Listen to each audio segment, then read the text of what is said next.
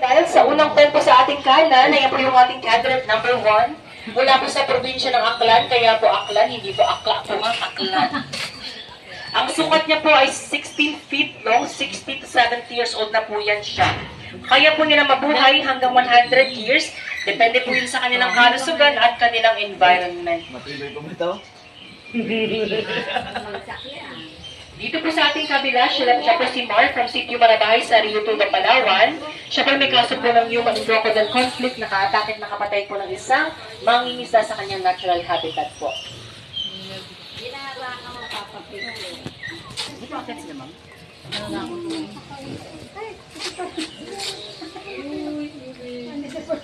Po, gumagalaw po sa kabila po.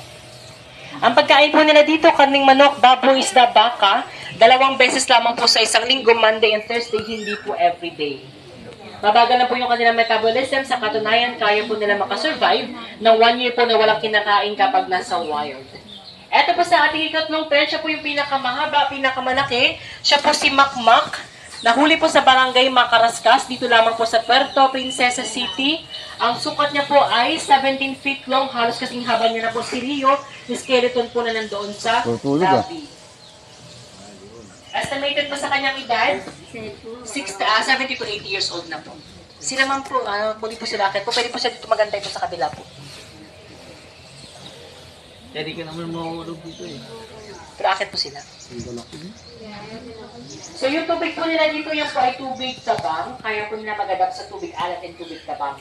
Hindi po tulad ng ating Philippine crocodile, sila po ay pang tubig tabang na kasi wala po silang mga soft lines na nag-filter po ng alat ng tubig tulad po ng ating salt water crocodile. Ang crocodiles po hindi po nila kayang huminga sa ilalim ng tubig, pero kaya po nilang pigilin yung kanilang paghinga sa loob po ng 2 oras. So maaari pa rin po silang malunod kapag na-stuck po sila ng matagal na oras sa ilalim po ng tubig. Ito po, ang pangalan niya po ay si Kalayaan. Kaya po Kalayaan, nilipat po siya dito noong araw ng Kalayaan, June 12, 2018. Siya po 15.9 feet long, 60 to 70 years old. Dating breeder po ng PWRCC.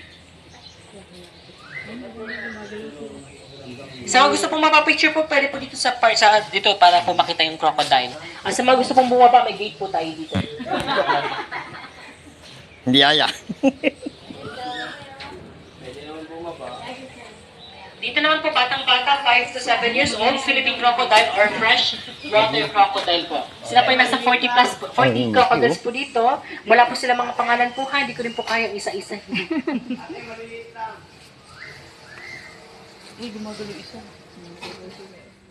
Okay, dito naman po sa ating kabila. Dito po. Dito po po tao. Baka malaglag yung gamit ko. Bakit na ito? Ang laki. Siya naman po si Kota from Kota.